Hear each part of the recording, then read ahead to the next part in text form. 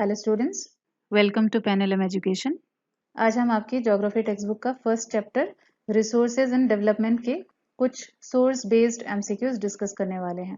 Okay, चलो ये source को हम पहले समझने की कोशिश करते हैं और रीड आउट करते हैं। The availability of resources is a necessary condition for the development of any region, but mere availability of resources in the absence of corresponding changes in technology and institutions may hinder development. ये first sentence की meaning है कि किसी reason की development के लिए resources का available होना एक नेसेसरी कंडीशन है, लेकिन सिर्फ रिसोर्सेज की अवेलेबिलिटी से ही वो डेवलप नहीं हो सकता है। उसके साथ साथ टेक्नोलॉजी और इंस्टीट्यूशंस में कोरेस्पॉन्डिंग चेंजेस होना भी जरूरी है, नहीं तो डेवलपमेंट में हिंड्रेंस आ सकता है या रुकावट आ सकती है। There are many regions in our country that are rich in resources, but these are included in economically backward regions.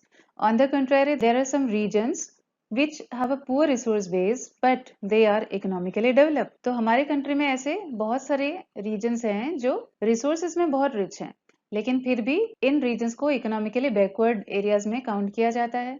जबकि कुछ कुछ रीजन्स ऐसे हैं जिसका रिसोर्स बेस बहुत पुअर है, उसका मतलब है उसमें रिसोर्स कुछ खास पाए नहीं जाते हैं, लेकिन फिर भी इन एरियाज को इकोनॉमिकली डेवलप्ड एरियाज कंसिडर किया जाता है। The history of colonization reveals that rich resources in colonies were the main attractions for foreign invaders.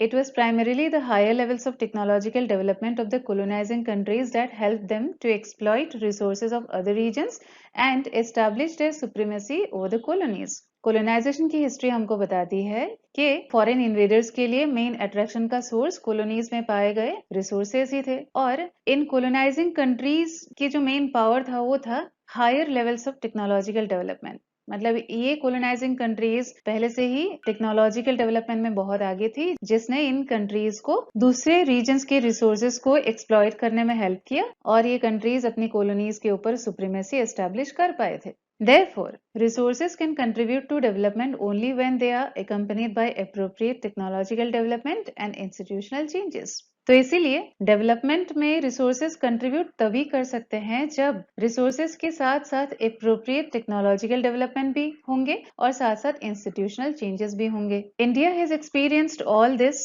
in different phases of colonization. Therefore, in India, development in general and resource development in particular does not only involve the availability of resources, but also the technology, quality of human resources, and the historical experiences of the people. India ने अपने colonisation के different phases में ये सब कुछ experience की है, और इसीलिए इंडिया में जनरल डेवलपमेंट और साथ साथ रिसोर्स डेवलपमेंट इन पर्टिकुलर, मतलब पर्टिकुलरली अगर रिसोर्स डेवलपमेंट के बारे में हम सोचते हैं तो काफी सारे फैक्टर्स कंट्रीब्यूट करते हैं, और इन फैक्टर्स में अवेलेबिलिटी ऑफ रिसोर्सेज तो है ही, लेकिन उसके साथ साथ टेक्नोलॉजी, ह्यूमन रिसोर्सेज की क्वालिटी, मतलब इंडिया के सिटीजन्स के नॉलेज, स्किल्स, एजुकेशन, ये सब कुछ, और उसके साथ साथ इंडियन पीपल की हिस्टोरिकल एक्सपीरियंस भी इंडिया के डेवलपमेंट में कंट्रीब्यूट करते हैं। तो स्टूडेंट्स, इस पैराग्राफ की एक ओवरऑल मीनिंग अगर हम समझ सकते हैं तो यहाँ कहने की कोशिश किए जा रहे हैं कि रिसोर्सेज अवेलेबल होने से ही कोई कंट्री डेवलप नहीं कर सकते। रिसोर्सेज की अवेलेबिलिटी के साथ साथ और बहुत सारे फैक्टर्स है उसके डेवलपमेंट का, वो है टेक्नोलॉजी, ह्यूमन रिसोर्सेज की क्वालिटी, मतलब उस कंट्री के सिटीजन्स की क्वालिटी, सिटीजन्स की हिस्टोरिकल एक्सपीरियंसेस, और साथ साथ टेक्नोलॉजी और इंस्टीट्यूशन में चेंजेस, मतलब अकॉर्डिंग टू टाइम और according to the progress of time technology और इंस्टीट्यूशंस में चेंजेस आना भी बहुत जरूरी है, तभी एक कंट्री के रिसोर्सेज का फ्रूटफुल यूज हो सकता है और कंट्री डेवलप कर सकती है। तो अभी हम एमसीक्यूज डिस्कस करते हैं। MCQ 1, a region has a lot of iron ore. What else should it have in order to develop? Option A, educational institutions. B, mining technology and furnaces. C, NGOs. And D, government offices. ये paragraph में आपको directly answer नहीं मिलेंगे, लेकिन उसका indication मिलेगा। यहाँ पे बताया हुआ है कि रिसोर्सेज की अवेलेबिलिटी के साथ साथ टेक्नोलॉजिकल डेवलपमेंट और इंस्टीट्यूशनल चेंजेस भी बहुत जरूरी है, तभी कोई एरिया डेवलप हो पाते हैं। जो एरिया कोई मिनरल में रिच होती है तो उस मिनरल को एक्सप्लॉइट करने की टेक्नोलॉजी और इंस्टीट्यूशंस उस एरिया में चाहिए होता है, जिसके जरिए वो डेवलप कर सकती है। तो ऐसे एरियाज में माइनिंग और फर्नेसेस बहुत जरूरी है, क्योंकि माइनिंग के जरिए आयरन ओर ऑब्टेन होगा और फर्नेसेस के जरिए आयरन ओर से आयरन एक्सट्रैक्शन होगा। तो इसका मतलब ये है कि option B is the correct answer. Then we go to the next MCQ. The colonizer countries were able to exert their dominance over their colonies due to their first option resources, second option imperialistic policies, third option government policies, and fourth high technological development.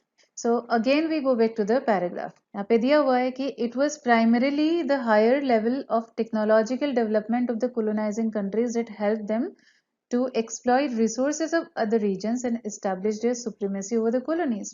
तो colonizing countries ने किस तरह से अपने colonies के ऊपर supremacy establish किया? उन लोगों के high technological development के वजह से. तो obviously D option is the correct answer here.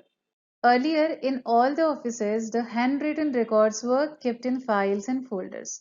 But now, in many offices, records are kept in computers. What type of change is it? First, change in resource utilization. Second, technological change.